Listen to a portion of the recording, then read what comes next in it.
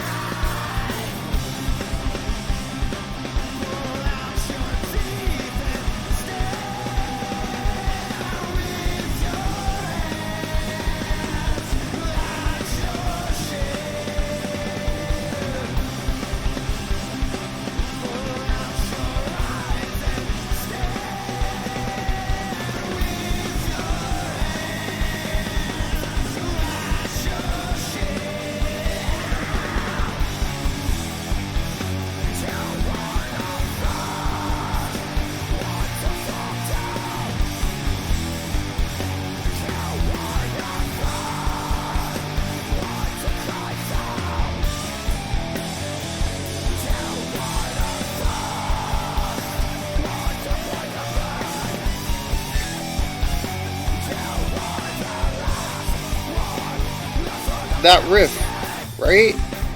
I wasn't the only one who heard that. Like the stereotypical circus riff.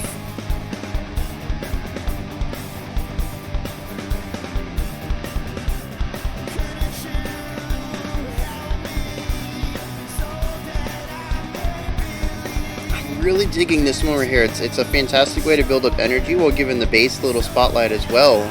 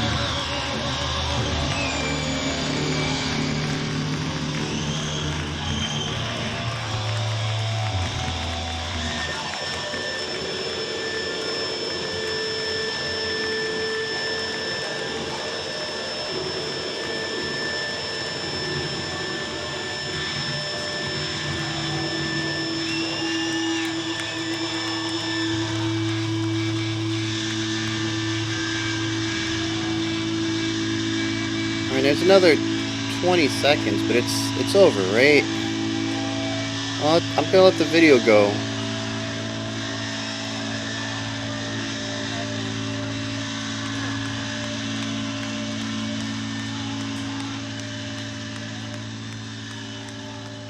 I'll let the audio keep going. See what's going on there. Oh, okay. Okay, so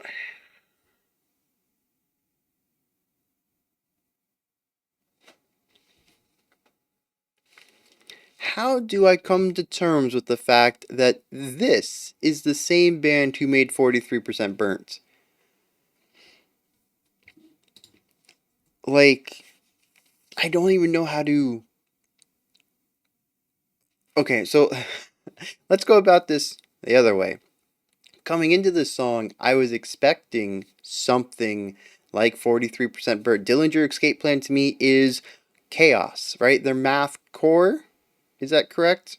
But like, no, they're straight up mathcore, right? I think we even checked them out during mathcore week. I think that's where we listened to 43% Burnt. This was not though. This is nothing like I remember Dillinger Escape Plan being. And so I know this is a reaction, right? You guys tune in, I listen to a song one time and I give you my thoughts on it. And I let you know what I pulled out of it.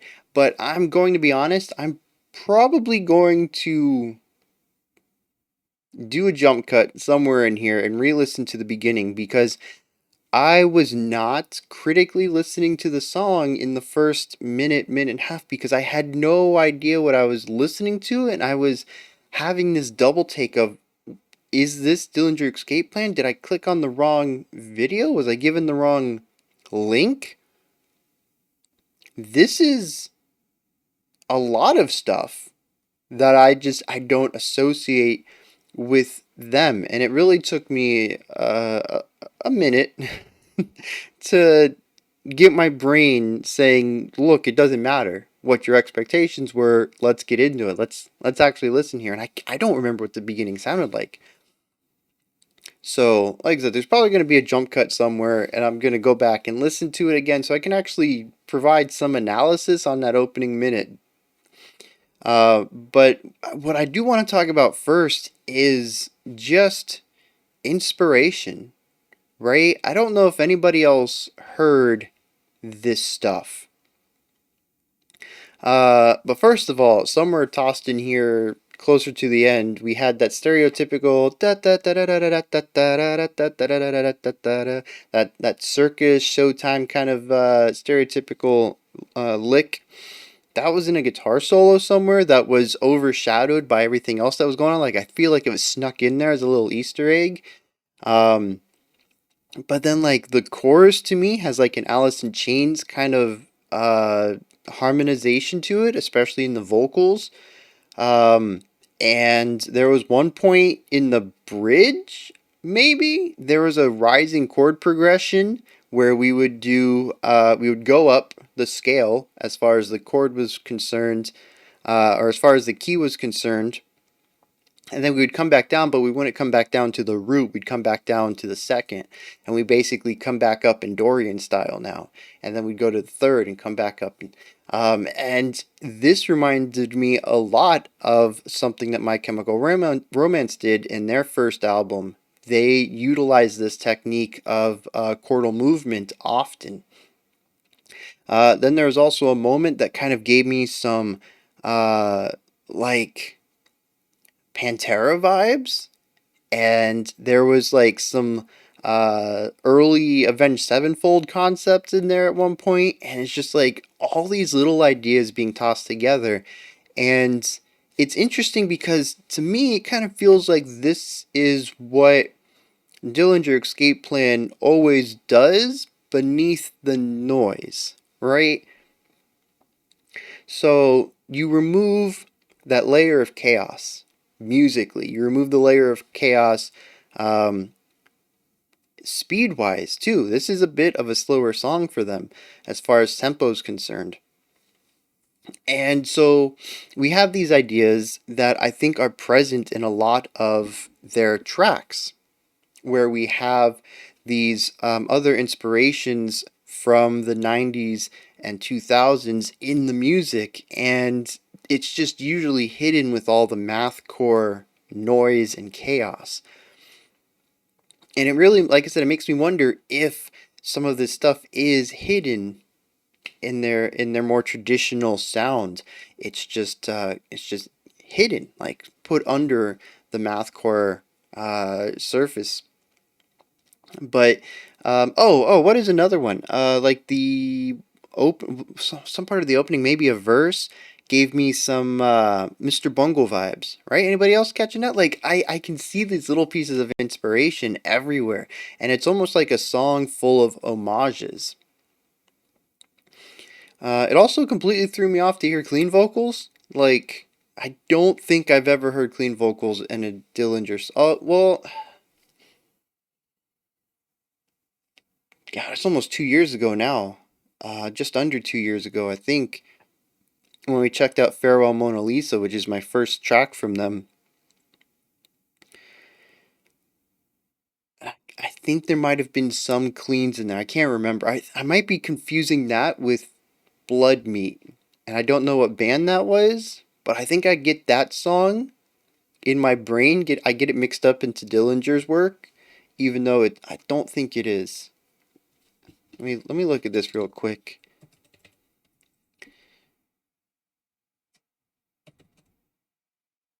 Oh, that's Protest the Hero.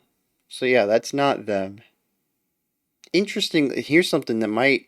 I checked out that song the same week that I checked out Farewell Mona Lisa, and maybe that's why I get them kind of crossed over. But there was cleans in that. I don't remember there might have been cleans in Farewell Mona Lisa. Anyways, um, yeah, this was just a very different experience than I was expecting.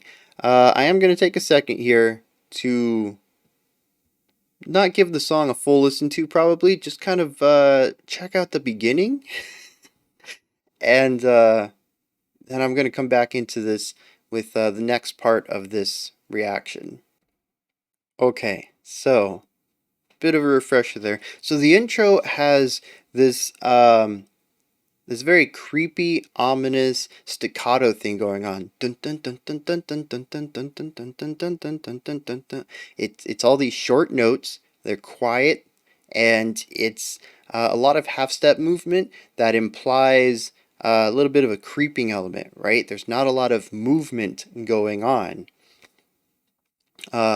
musically. We're not actually, changing vast movements between notes. We're not climbing like five notes at a time. We're just kind of bouncing up a little half step, coming down a little half step, coming down a little half step, bouncing up. We're just kind of dancing around this small area of notes. Um, and this leads into one of the most like 90s things ever. Well, maybe even before then. Anyways, the guitar slide into the first riff, that like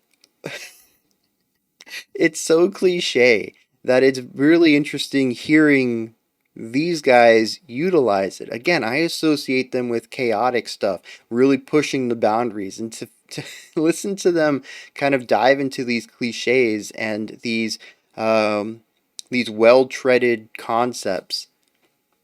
Not to mention, too, that we kind of dance back and forth between the more subdued, quiet staccato idea and then the larger guitar riff, but both of them featuring the same rhythmic pattern.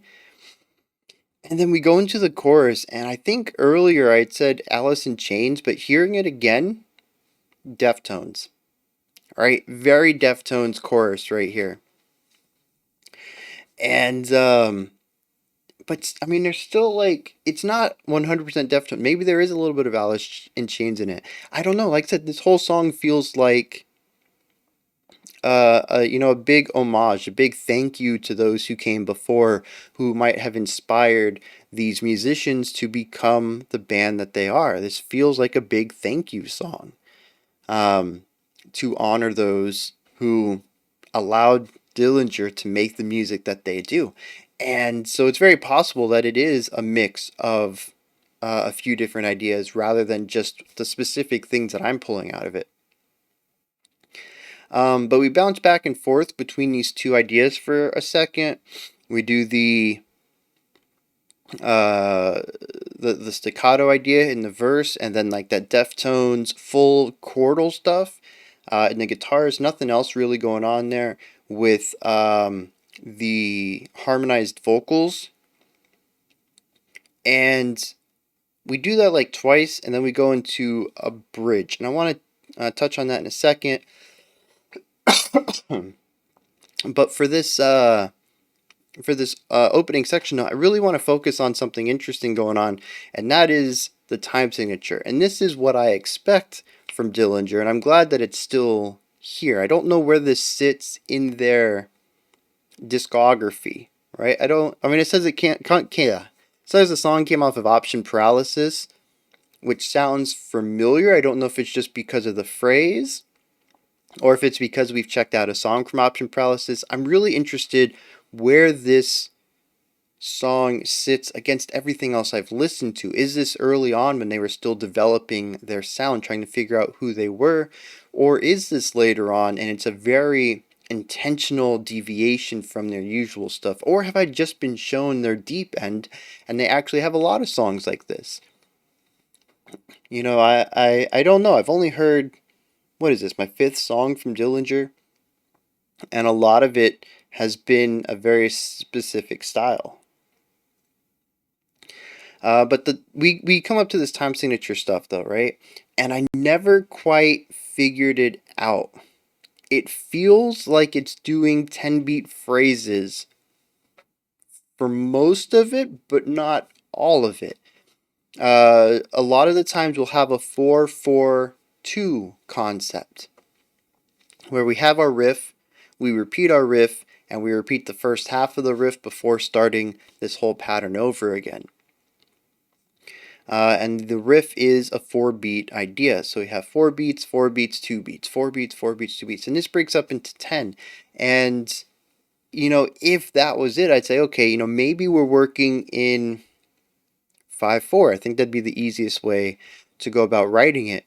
But, I've talked in the past about time signature, and at least in my mind, I think when you are both the composer and the musician, especially when it comes to rock and metal for some reason, that time signatures tend to be written by riff phrasing. So while you could write that in 5-4 and keep that time signature throughout the entire song, I feel like, especially given the mathcore element, that it would be written in 2 bars of 4-4 and a bar of 2-4, to keep the phrasing consistent so that you can feel and see the phrasing on the sheet music rather than having to figure out how the phrasing works alongside a time signature that doesn't support the phrases. But the thing is that we're not always looking at 10-beat phrases either. There are times when it feels like it's 4-4-4 instead of 4-4-2. And I think there was even one that felt like 4-4-6. So I don't remember what was going on with that 6. I just remember it took a long time to get back to the beginning of the phrase again. But this is par for the course. We did Math Core Week a few weeks ago, and that was pretty much my big deal during the whole week, was that usually I'm pretty good about finding time signature changes, and at least finding a time signature that would fit it, right? Even if it's not the one they specifically intended or the one that they have in their mind, it's one that would work for the situation. And Math Core just completely turns that on its head. I have such a problem finding even one. Where is the first beat in Math Core? And here, the same thing is happening. Usually, and I'm going to assume here as well, it's because the meter shifts exist on a pattern. There is still a pattern to it. It's just the pattern is on a very large level. Usually, if you take a standard idea, we're looking at 4 to 8 bar phrases. Sometimes in even simpler rock or metal, we can see 1 or 2 bar phrases where we have just a single riff that we keep playing over and over again. But again, we usually stick with things divisible by 4, right? 4 bar, 8 bar phrases. And a lot of this, I think, just comes from jazz, which works on the 16 bar phrase. Jazz has blues, blues led into rock and roll expanded into metal. I mean, y'all know how this works. So I don't think it's unusual that a lot of this stuff exists on 4 bar blocks. But Mathcore says, why stop at 16? What if we have 24 bar phrases? What if we have 32 bar phrases? What if our pattern is 45 seconds long? What if our pattern's a minute long? And you really have to be able to see the big picture. It's really difficult to figure it out when I'm counting bar by bar. So that's to me is where Mathcore kind of excels at keeping things feeling disjointed, is because they do include patterns, but you really need a strong bird's eye view of the song to see the patterns. And that's where I always bring up sheet music. If I can see the sheet music, it's going to give me a lot easier time parsing the information. It's going to help me see the patterns easier. And like I said, I'm glad to hear that this is still part of them, whether this is early in their career or late in their career. I mean, it says this was filmed in 2010, and I mean, that was a decade ago, so I don't know how long Dillinger's been around, but this is not their newest stuff. But again, I don't know when they started, so I don't know how close to the inception of the group that this is. But I do, it's so interesting to just see this other side of them. Something else I want to talk about too is another aspect that we've seen in older or other Dillinger songs is not just a lack of visible or auditory pattern in meter, but also a lack of pattern in structure. This is another thing that I think is huge for mathcore, is being chaotic with structure. When do we go to different ideas? How does the flow of the song work? For those who are new, structure is how you map out a song. So a more traditional mainstream song would be verse, chorus, bridge, chorus. And we would call that A, B, A, B, C, B. Jazz typically has the standard idea, a repetition of it, the solo section, and we revisit the standard, the core part of the song, the melody, the lick, right? So jazz standards usually go with an AABA structure. Mathcore is always like A, B, C, D, B, F, E. We somehow we have an F section before the E section. Mathcore is just all over the place, and that just adds to the chaotic element of it. There's very few repetition in a lot of mathcore stuff. In fact, when we did Mathcore Week, I mentioned that there is a commonality in that a lot of it was heavily linear. We didn't see a lot of repeating sections in it. Now, what's interesting here, and this is what I was talking about earlier, is that we have an opening intro that goes into a verse, chorus, and then we go into the bridge. But the bridge is a lot of ideas. And I think there's even a repetition in the bridge, but I'm pretty sure we had 3 or 4 unique sections here. And I think it's really interesting to kind of see an expansion upon the core structure. Again, it's so this is an interesting concept, is that they're deconstructing music that has possibly inspired them, and they're exploring it in a way that is very close to them while still retaining some heart of what they are paying an homage to. So, I mentioned that they have like the vocal harmonies of one band and they explored a chord progression another band utilizes, and just all these different ideas, they're being combined into this single song while also being paired with some odd time signature work that is pretty much indicative of their style, and they're kind of injecting their style into it. So we still have this A B concept, or maybe it's CAB. I don't remember the ending extremely clearly, but we do have this more standard structure: verse, chorus, bridge, and then a final chorus or the final verse into the final chorus. Um, and But the thing is that there's also these transitory ideas that happen between all of these, which can kind of be like pre-choruses, post-choruses, like these kind of ideas pop up, and you can kind of look at them as their own unique sections. And then the bridge is actually 4 sections, right? And like I said, I think there's even a repeated section in the bridge, which introduces an interesting concept because the bridge is usually the first unique idea after we've heard some repetition before we return back to something we've heard.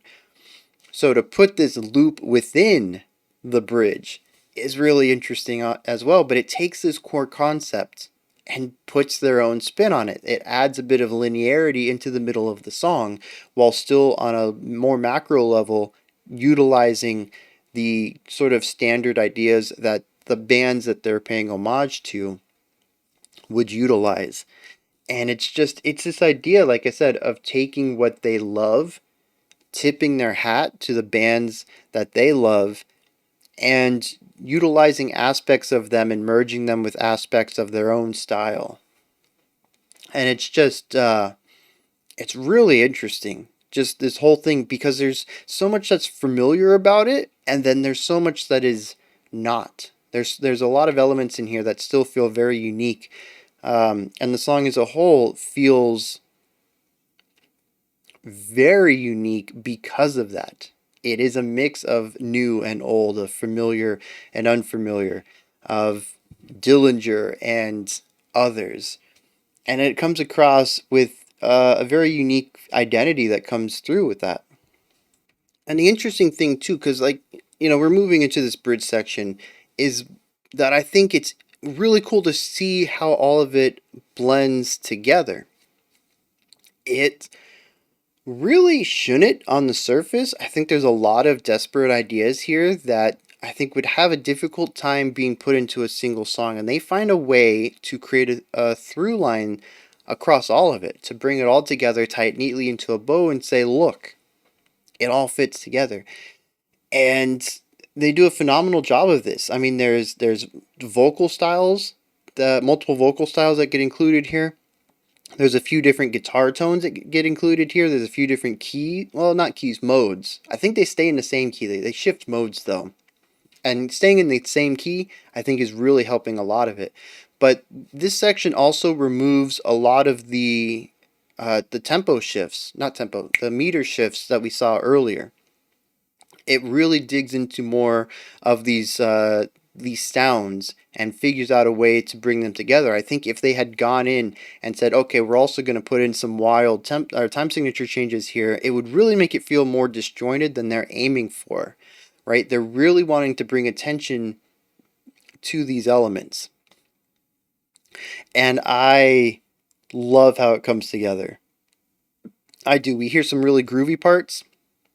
We hear some funky parts. We hear some more of that eerie foreshadowing. They really love whatever chord they're in and the notes that they're utilizing to create that eeriness, that creepiness. It doesn't really get used a lot in the chorus, but it is existent throughout almost this entire bridge, and I love it. And they bring all these ideas together, and it is wild. It's great. And the cool thing is that this section is the part that I really feel like this section is this band and this section is this band. And kind of moving across these ideas more so than what we saw in the verse and chorus. And a lot of it comes down to guitar tone, vocal delivery, and a little bit of mode, chord mode, because we do, like I said, I do think we stay in the same key. I don't think we're changing the notes themselves. But what the mode is it changes the root note, right? So, for example, if we're in C major, right, the root note, the root mode is going to be C, D, E, F, G, A, B, C. No flats, no sharps. That's the key of C, right? If we drop it down to B flat and we start on B, if we drop it down to oh man, no, we would have to drop it down to B, right? And we would do B, C, D, E, F, G, A, B. Again, no sharps or flats. That is a very different feeling than the C major we were just on, even though we haven't changed the notes. And it's because we've changed the distance between the notes. So, to just like very lightly touch into this, because this could get real hairy, especially for people who don't have a strong understanding of notes to begin with. Chords are based on distance between notes. On a keyboard, two notes or two keys that touch each other. So like a white key and then the black key next to it. That's a half step. There are two half steps that are white to white, and that is E to F and B to C. Those are the only time that you'll see two white notes touching each other with nothing between them. That's still a half step. A whole step would be two. So if you're on C, you go up to C sharp and come down to D. That's a whole step. If you're on E, you go to F and then F sharp. That's still a whole step. And we use halves and wholes, and we use them in different patterns to create different modes and keys. So B major has a sharp in it. It sounds very different when you don't have that sharp included. So if we're using the key of C but starting on B, it has a very different vibe to it. And that's what a mode is. It's when we take a key but we start on a different note. And it completely changes the feeling of the chord. And I think that's what's happening here in this section. Like I said, I don't think we're changing key. The notes that are sharped or flatted, very not technical terms there, do not change, right? If we have an F sharp at the beginning of the bridge, we're going to use that F sharp throughout the whole bridge. But what does change is the root tones when we're moving across these chords, and that's going to give us different feeling changes without actually changing the key we're in. And if that went over your head, I apologize. Like I said, I knew it was going to get a bit rough when I started into it, because modes would be something that I explained a fair bit down the line if I was going to be teaching somebody theory. But I tried to keep it like 101 layman terms, and I think it's still a bit rough. But anyways, let's move on. Like I said, I think the key and the lack of time signature changes are what hold all this together, even though there's this variety of tones and timbres and modes, different vibes and feelings throughout here. But it all gets held together, which is just phenomenal. And then we finish out the song with the reintroduction of the earlier ideas. This is some Dillinger Escape Plan I can get behind. And I think that sounds rude, because this is very different than the Dillinger Escape Plan that I've listened to, but also because I just expressed that they utilize a lot of sounds that I do enjoy, and that's like saying, oh, you only like Dillinger when they're not playing their own music, when they're emulating other sounds. And I don't think there's a nice way to go about that. It is true.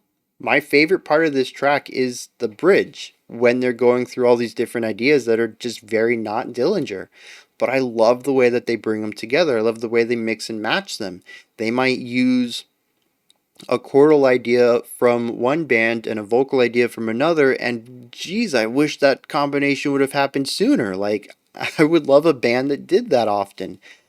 We also hear multiple vocalist harmonization going on, and just that combined with different guitar ideas and tones and riffs and allusions to other works. It works really well for me. It has this nostalgic feel, which makes sense if this was.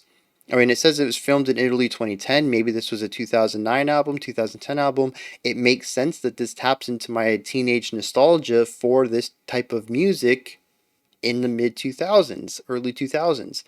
Um, and there is this very nostalgic joy that I get out of this. And like I said, I kind of want to bring this back and say, is this indicative of Dillinger? Maybe just their earlier works, maybe their newer works. I don't know. Maybe I've only been introduced to some of their harshest stuff, and they do include a lot of this style in there, and I have been missing out on some really great music because I don't know that it exists. So I'm going to take a second, dive into the lyrics. I don't know what's going to happen here. This is a rare instance where I didn't really dive into much thematically going on here because I really don't feel there was any strong through point of thematic storytelling in the music. So I don't know how much I'm going to be able to relay the lyrics to the music, but I mean, this is what I do, so let's dive into it and see what's going on. And. Hmm.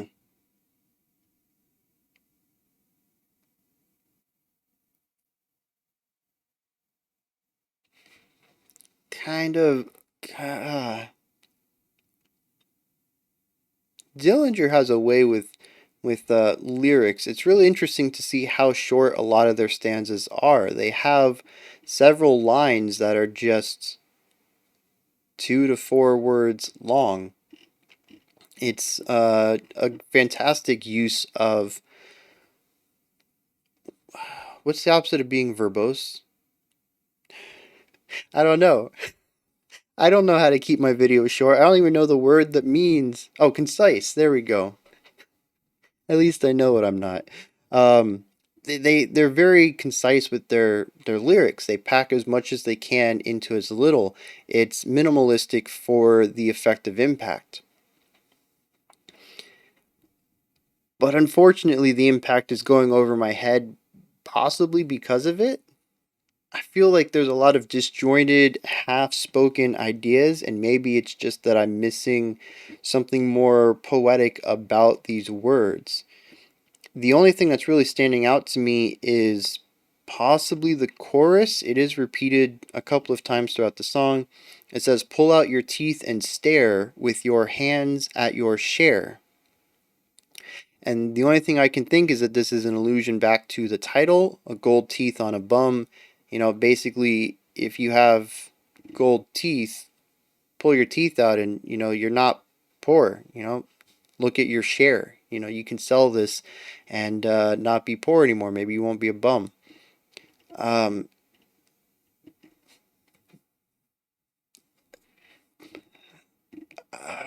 like I can kind of attribute this idea to the opening stanza. It says, "Don't see you ever do without leper, forced to feel pitiful and how clever." And like I can like work this backwards, assuming I'm starting at the right point. Say, you know, I don't see you ever do without, but still calling them a leper. Like they still are ostracized from society, assuming that we can continue on with the idea of a homeless person. Um, that they're ostracized from society, but they don't ever do without, right? They're never lacking for things, but they are homeless, is forced to feel pitiful and how clever, as if to say that the homelessness is a an act or something like that. Um, they appear to be homeless, but maybe they're not. They have gold teeth. They put on an act of being a leper, of being an ostracized part of the community. They are forcing themselves to feel pitiful. They're presenting themselves as somebody who would deserve pity, but like it says, I don't ever see you do without. I don't ever see that you're lacking for things. And but then it goes and says, you call him pretty and blessed child. Now see how the pretty boy runs wild. What does that have to do with this concept of people acting for appearances?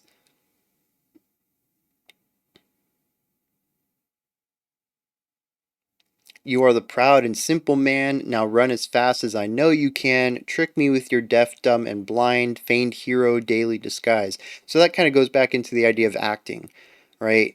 Of acting in a pitiful state so that you can get pity and possibly have people give you stuff.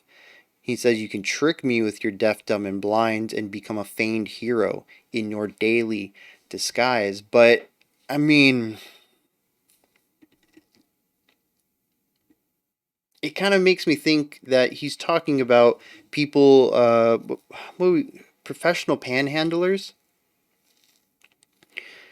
where they dress up all scruffy and go to the intersection corner, and then they walk the streets asking for money or whatever, and then they they go home and it's a nice like 2-story house, and everything's getting paid for, and they have these nice steak dinners, and like I'm sure it happens, right?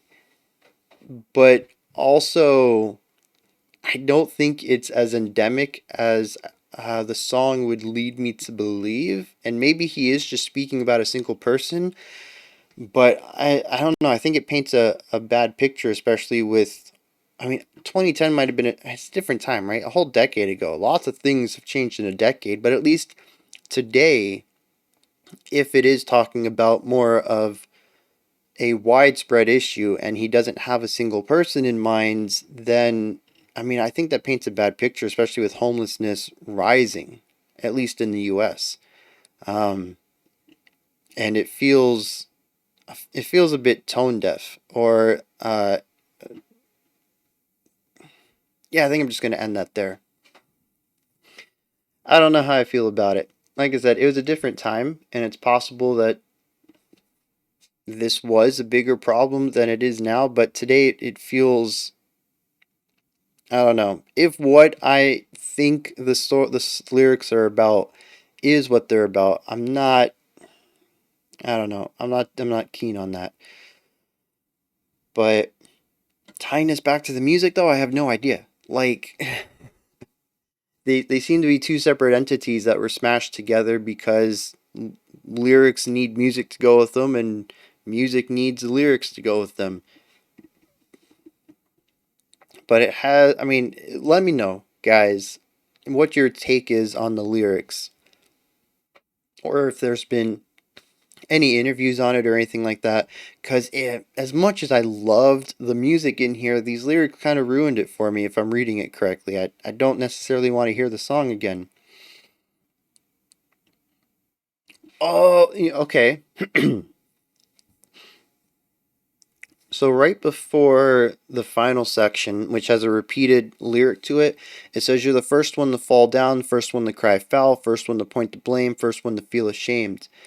And again, I was thinking, okay, maybe this is about a specific person, but it also just kind of ties back into that acting for pity idea, right?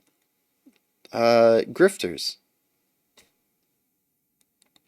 making themselves seem pitiful so that people take pity on them and give them stuff and make them feel better. Give them attention. Even it doesn't have to be money. It doesn't have to be the professional panhandler that I alluded to earlier. It could just be somebody in your life who is constantly acting the victim so that they can get your pity. But I mean, that kind of takes away from the idea of the gold teeth on a bum, unless these people are acting pitiful but have the resources to fix themselves. And see, fixing shows up a couple of times here too. It's just an ordinary day. I know how to fix you if you come my way. Um, and that is repeated a lot. There's even a continuation of this. The third time that we repeat it says, just like every other day, but I know how to fix you should you come my way. A little bit of a variation on the idea. It says, couldn't you help me so that I may believe? Couldn't you show me so that I may be saved? I don't know where that's coming from. I mean, that wouldn't be from the narrator's voice. That would be from this person's voice who's acting pitiful. But again, like I'm slowly like coming around that maybe it's a specific person that's upset this vocalist, but maybe it's pushed towards a direction of not just professional panhandling, but just anybody who acts pitiful for the pity. But I don't think, regardless of how I go about it, I don't see how it ties back into the music, which sort of makes sense. Like we talked about with metalcore or mathcore week, the music is its own deal. We did listen to one song that I felt that the lyrics were about chaos and it worked within the chaotic elements of the music, but not every song can do that, nor do I think all of them should. I don't think your lyrical process should be restrained to what you're making musically. And I don't think everybody should have a wide repertoire of musical inspirations to draw from so that they can always ensure that their musical themes tie into their lyrical ones. And what that means is that while we do end up listening to a lot of music where I can tie some ideas together, I don't think that's the status quo, because that's a bit of an unreasonable expectation, especially in the idea of modern mainstream music. I think most bands, to make themselves viable to be a large band, financially viable, so it can be their job, it can pay their bills, rather than being a hobby, it has to conform to a specific idea so they can sell an image or a concept. How many bands do you listen to where every song on the album is a drastically different genre? I'm not saying that they don't exist out there, and I completely commend those artists for doing that, but I think you'd also find that those artists exist on the fringe of music because it's harder to sell that. So, like I said, I don't take any points away from not being able to tie musical themes to the lyrical themes here, and that's why I think it's not a healthy expectation to have. Anyways, though, those are my thoughts on Dillinger Escape Plans, Gold Teeth on a Bum. This is where you guys come in. Hit me up in the comments. I had a few questions in here. Let me know if you have answers to them. Let me know what you thought of the track. If there's anything you'd like to add to the discussion, I'm all ears as usual. Above the comment section is a description box, and there's a link for Linktree, which takes you to this menu right here. You can pick up some merch, join the Patreon, where you can vote on future themes and songs. You can submit your own special selection. You can follow me on Twitter. There's just a bunch of stuff. Go check it out. Above that, if you could, like, subscribe, and ring the bell. We have one more video that came out 18 minutes ago. It's our special selection for today. A band called Dodheimsgard. They're from Norway. Melodic black metal. So it sounds pretty cool. I like melodic stuff, right? I'm not too keen on some of these pure genres, but when you put mellow and mellow death, mellow black, I'm definitely more apt to enjoy it. So I'm looking forward to that one. Until next time, remember to be critical, not cynical, of the music you listen to, and have a fantastic morning, afternoon, or evening whenever you choose to watch my videos. That didn't work. Let's try again.